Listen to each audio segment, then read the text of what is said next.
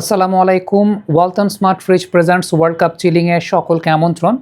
অনফিল্ডের ইনবক্সে একটা ছবি এসেছে অনেকের কাছ থেকেই, সেটা হচ্ছে হুলিয়ান আলভারেজের গোলটার সময় আর্জেন্টিনার একজন প্লেয়ার অফসাইড ছিলেন, তারপরও কেন সেটা গোল বলে ডিক্লেয়ার করা হয়েছে। এই জায়গাটায় আর্জেন্টিনা কোনো এক্সট্রা ফেভার পেয়েছেন কিনা অনেকে এই প্রশ্নটা করছেন। সত্যি কথা বলতে এটা আসলে ফুটবলের একদম বেসিক নিয়ম। এটা এবার ইনক্লুড হয়েছে ব্যাপারটা সেরকম না, এটা আসলে একদম ফুটবলের খুব বেসিক নিয়ম, যেটা বহু আগে থেকেই প্রচলিত। ডেফিনেটলি অনেকে নাই জানতে পারেন, না জানাটা দোষের কোনো কিছু না। এই কারণেই কিন্তু সংবাদ মাধ্যম আছে, বিশ্লেষক যারা বিশ্লেষণ করছেন তারা আছেন, তাদের কাজটাই এই জায়গাটা কনফিউশনটা ক্লিয়ার করে দেওয়া। আপনারা যে প্রশ্নটা করেছেন যে আলভারেজ যে সময়টাতে গোলটা করেছেন ওই সময় যেই প্লেয়ারটা অফসাইড পজিশনে ছিলেন তিনি সেটা থাকার পরও গোল কেন হয়েছে, এটা একদম বেসিক একটা নিয়ম। কারণ ওই প্লেয়ারটা অফসাইড পজিশনে থাকলেও তিনি অ্যাক্টিভ প্লেতে অংশগ্রহণ করেন নাই। মানে তিনি অ্যাক্টিভ প্লেতে অংশগ্রহণ করেন নাই বলতে তার কাছে বল যায় নাই, তিনি বলটাকে রিসিভ করেন নাই, অথবা তার কোনো মুভমেন্টের জন্য অপোনেন্ট টিমের ডিফেন্ডার কিংবা অপোনেন্ট টিমের গোলকিপার কোনো ডিস্টারবেন্স ফিল করেন নাই। আবারও একটু ক্ল্যারিফাই করে দিই, সেটা হচ্ছে ওই প্লেয়ারটা যিনি অফসাইড পজিশনে ছিলেন তিনি অ্যাক্টিভ প্লেতে অংশগ্রহণ করেন নাই। দ্যাট মিন্স তার কাছে বল যায় নাই, তিনি বলটাতে টাচ করেন নাই, এবং তার কোনো মুভমেন্টের জন্য অপোনেন্ট টিমের ডিফেন্ডার কিংবা অপোনেন্ট টিমের গোলকিপার তাদের কোনো পরিবর্তন হয় নাই বা তারা আসলে কোনো ডিস্টার্ব ফিল করেন নাই। এটাই আসলে একদম সাধারণ বা জেনারেল ভাষায় যদি আমি বলতে চাই তাহলে ব্যাপারটা এরকম। এখন এটার একটা এক্সাম্পল যদি আমি আপনাদেরকে আরও আগে দিই, সেটা ক্রিশ্চিয়ানো রোনালদোর একটা গোল ছিল 2017 চ্যাম্পিয়ন্স লিগের ফাইনালে। ইউভেন্টাসের সঙ্গে ম্যাচটা ছিল কারিম বেনজেমা, সেক্ষেত্রে অফসাইড পজিশনে ছিলেন, কিন্তু তারপরও ক্রিশ্চিয়ানো রোনালদোর গোলটা কিন্তু গোল বলে গণ্য হয়েছিল। ওই ম্যাচটার কথা আমার বিশেষ করে আলাদা করে কেন মনে আছে, সে সময়টাতে তো সত্যি কথা বলতে আমার রেসপন্সিবিলিটির জায়গাটা বা এত ব্যস্ততাও ছিল না। তখন আমি আর আমার বাবা রাতে মোটামুটি রেগুলার ইউরোপিয়ান চ্যাম্পিয়ন্স লিগ কিংবা খেলাগুলো দেখতাম। আমার বাবা রিয়াল মাদ্রিদ সমর্থক। সো ওই গোলটা হওয়ার পর যে বেনজেমা অফসাইড পজিশনে ছিলেন না, তারপরেও রোনাল্ডোর গোলটা কেন কাউন্ট হয়েছে, এটা আমার বাবাকে আমাকে বোঝাতে হয়েছিল আসলে। তো ওই কারণে এই জিনিসটার কথা আমার অনেক বেশি মাত্রায় মনে আছে যে মানে কোনো প্লেয়ার যদি আসলে অ্যাক্টিভ প্লেতে না থাকেন, অ্যাক্টিভ প্লেতে না থাকলে ওই অফসাইড পজিশনটা আসলে ওইভাবে কাউন্ট হয় না, এবং সেই সঙ্গে তার যদি আসলে কোনো ডিস্টারবেন্স ক্রিয়েট না হয় তার পজিশনের কারণে, তাহলে এই বিষয়টা অফসাইড বলে গণ্য হয় না।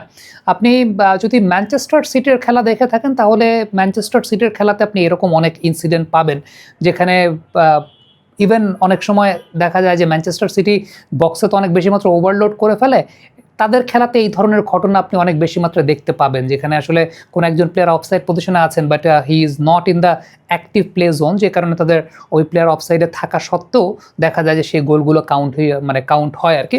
সো এটা অনেকে নাই জানতে পারেন, এটা না জানাটা আসলে দোষের কিছু না। অনেকেই আছেন যারা হয়তোবা যারা জানেন না তাদেরকে নিয়ে মজা নেন বা বলেন সিজনাল ফ্যান বা অনেক কিছু, এটা হতেই পারে। এখন সিজনাল হোক কিংবা যে রেগুলার দেখে, প্রত্যেকেরই খেলা দেখার অধিকার আছে। বাট নিয়মের ব্যাপারটা যেটা, সেটা হচ্ছে নিয়ম তো সবাই জানবে এরকমটা তো আসলে হয় না। নিয়ম সেটা আবার বিভিন্ন নিয়ম আছে, বিভিন্নভাবে পরিবর্তিত হয়। এই ওয়ার্ল্ড কাপে যেমন আইএফএবের অনেকগুলো রুল পরিবর্তিত হয়েছে, যেগুলো আসলে টেলিভিশনে যেহেতু আমরা শো করি আমাদেরকে কিন্তু আগে স্টাডি করতে হয় অনেক প্রচুর পরিমাণে। সো এইগুলো স্টাডি করতে গিয়ে আমরাও অনেক কনফিউশনে ভুগি। তখন বাংলাদেশের যারা ফিফা রেফারি আছেন তাদের সঙ্গে আলোচনা করি। যমুনা টেলিভিশনে যখন শো করি আপনারা দেখবেন যে আজাদ রহমান, যাকে বাংলাদেশের রেফারিংয়ের কিংবদন্তি বলা হয়, স্যারের সাথেও অনেক কনসালটেন্সির জায়গাটা আমাদের হয়েছে এবং অনেক কিছু স্যারও ক্ল্যারিফাই করে দিয়েছেন। সো এই রুলগুলো সত্যি কথা বলতে যে আমরা যখন প্রফেশনালি কাজ করি টেলিভিশনে, আমরাও যে সব ঠিকঠাক মতো জানি বিষয়টা সেরকম না। দেখা যায় যে একটা ঘটনা ঘটে যাওয়ার পর তখন রেফারিদের কাছ থেকে একটা রিকনফার্মেশন নিয়ে তারপর আমরা টেলিভিশনে কিংবা অন এয়ারে কথা বলতে আসি সত্যি কথা বলতে। আদারওয়াইজ এই প্রফেশনাল কাজটা তো এত বছর ধরে প্রফেশনালি করতে পারতাম না, তাই না? ব্যাপারটা আসলে সেরকমই। আর অনফিল্ডের ব্যাপারে যদি বলি, অনফিল্ড থেকে যেই এক্সপ্লেনেশন আপনারা দেখেন সেগুলো ফিফার বা রুলস অনুযায়ী এক্সপ্লেনেশনগুলো দিচ্ছি। এটা তো আমার ব্যক্তিগত কোনো কিছু না বা আমার ব্যক্তিগত চ্যানেলও না যেখানে আমি আমার ব্যক্তিগত ফ্যান্স পার্সপেক্টিভ থেকে কোনো কিছু মন্তব্য বা মতামত ব্যক্ত করব। এখানে যেটা লিগাল, যেটা সেই অনুযায়ী বলা হয়। হ্যাঁ, আবার ভিআর এর ইনকনসিস্টেন্সি নিয়েও কিন্তু আমরা কথা বলেছি। যেমন এনজো ফার্নান্দেজ খুব সম্ভবত ম্যাকঅ্যালিস্টারের একটা ট্যাকেল হয়েছিল, যেই ট্যাকেলটা ভিআর চেক করতে পারতো কিন্তু ভিআর চেক করে নাই, সেটা নিয়েও কিন্তু আমরা অনফিল্ডের পর্দায় কথা বলেছি। ইভেন আজাদ রহমান সাহেবের সাথে যমুনা টেলিভিশনের শোতেও সেগুলো নিয়ে কথা বলেছি। সো ব্যাপারটা ওইরকমই। আমাদের প্রফেশনের কাজ যেটা, আমরা প্রফেশনের কাজটা আমরা ওইভাবেই করার চেষ্টা করি, যে কাজটা হচ্ছে একদম ল বুক অনুযায়ী আপনাদেরকে ইন্টারপ্রিটেশন দেওয়া। হ্যাঁ, এখন সেই লগুলো আসলে কতটুকু জাস্টিস দেয়, কতটুকু জাস্টিস দেয় না, সেটা নিয়ে বিতর্ক হতে পারে, সবার মধ্যেই বিতর্ক হয়, অনেক কিছুই হয়। বাট এখানে তো আমাদের ব্যক্তিগত আসলে কোনো কিছু নাই। এখানে পুরোপুরি যেটা লতে আছে সেই লর ইন্টারপ্রিটেশনটা আমরা তুলে ধরার চেষ্টা করি, এবং আমাদেরকেও সেটা স্টাডি করেই আসলে কাজটা করতে হয়। বিষয়টা এরকম না যে আমি সব জানি বা আমরা সব জানি বা আমরা যারা কাজ করছি আমরা সব জানি, বিষয়টা সেরকম না। আমরা যখন সংবাদ মাধ্যমে কাজ করছি, আমাদের কাজটা হচ্ছে সঠিক তথ্য, উপাত্ত, পরিসংখ্যানগুলোকে তুলে ধরার চেষ্টা করা। এখানে ফ্যান্স পার্সপেক্টিভ থেকে কোনো কিছু নেই। শুধুমাত্র স্পোর্টস বিটে যারা কাজ করছে তারা কিন্তু না, যারা ধরেন বাংলাদেশের পলিটিক্স নিয়ে কাজ করে, সংবিধান নিয়ে কাজ করে, তারা যখন সংবিধানের কোনো একটা ধারা নিয়ে কথা বলে, সেটা স্টাডি করেই তারপর তারা কথা বলে। বিষয়টা এরকম না সে সংবিধান বিশেষজ্ঞ হয়ে গেছে বা সে সংবিধানের সব জানে, বিষয়টা সেরকম না।